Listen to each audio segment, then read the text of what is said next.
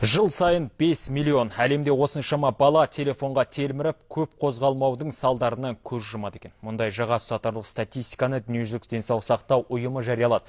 Оның дерегінше жеткіншектердің 80% өмірін смартфонсыз елестете алмайды екен. Одан бөлек австралиялық ғалымдар гаджеттердің кесірінен адамның басында қосымша тағы бір сүйек шығатынын анықтаған.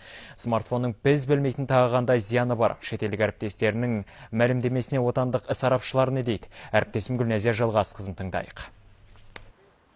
Смартфонның зияны туралы еңбектеген баладан еңкейген қарияға дейін бәрі білет. Көз жанарын құртады, жүрек пен мидың қызметін бұзады. Тіпті обыр ауруына дейін шалдықтырады. Енді австриялық ғалымдарды жоғарыдағы тізімді толықтыра түсті. Телефонды көп ұстаған жанның басында 3 сантиметрге дейін қосымша тағы бір сүйек пайда болады дейді.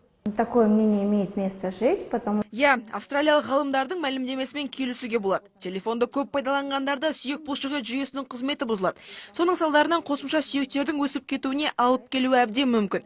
Өкінішке орай біздің елде мұндай зерттеулер әлі жүргізілмеді. Дәрігерлердің айтуынша, мидың бөлігін қаптап тұрған тұстан шыққан қосымша сүйектер ертең бүкіл ағзаның қызметінің бұзылуына алып келуі мүмкін.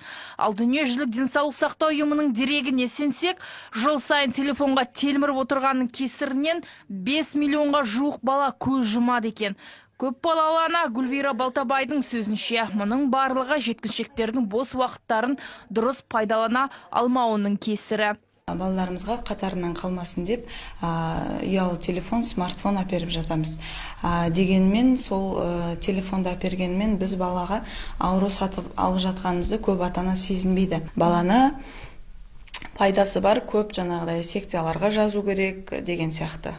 Өз басым балаларды солай тәрбиелеймін. Десе де, психологтар балалардың телефонға тәуелді болып кетуіне ата-аналардың өздері кінәлі екенін айтады. Өйткені оларға сәбиі жыламай, тынышталып қалу үшін қолына смартфон ұстата салу оңай. Ата-аналардың жалпы өз баласының денсаулығына жауапты болуға үйренуі қажет. Яғни бұнда ата-ана бір минуттық, яғни баланың тынышталуын емес, өмір бойы оның денсаулығына, ойлау қабілетіне әсерін тигізетіндігін ойлауы қажет. Яғни бұнда ата-ананың жалпы жауапкершілігі, бұл баланың ақыл ойының дұрыс өсуі, дамуы, ол барлығы біздің ата-ананың борышы болып саналады. Зерттеуге сенсек, ересектердің 23, ал балалардың 80% өмірін смартфонсыз елестете алмайды екен. Оған елордалықтар арасында сауалнама жүргізіп те куә болдық. Полдня, к примеру, уходит. Фото, видео, Инстаграм, WhatsApp. Мен 3 балам бар, 3 балама да тек сабақ уақыты болмаса, қазіргі мысалы каникул уақытында ешқандай телефон ұстатпаймыз. Негізі көп менің өзімде қазіргі мысалға смартфонда былай қарағанның өзінде мен бір көзім, оң көзім -3, біреуі 1-. Содан көп адамдарда да сондай болады. Сұрақысы гаджетке тәуелділік есірткімен түрлі психотропты заттардың зиянынан да аса қауіпті. Смартфонның кесірінен бала агрессивті болып, тіпті депрессияға түсіп қалуы да әбден мүмкін.